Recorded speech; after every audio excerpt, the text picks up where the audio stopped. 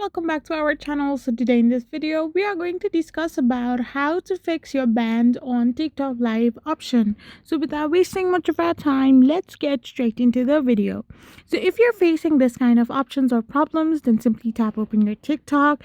Once you open it, go to your inboxes and go to your system notifications. So now you need to first of all tap open the notification related to your banned account, and once you find it, you need to simply tap on the appeal option. So once you tap on the appeal option, you need to follow the on-screen prompts provided.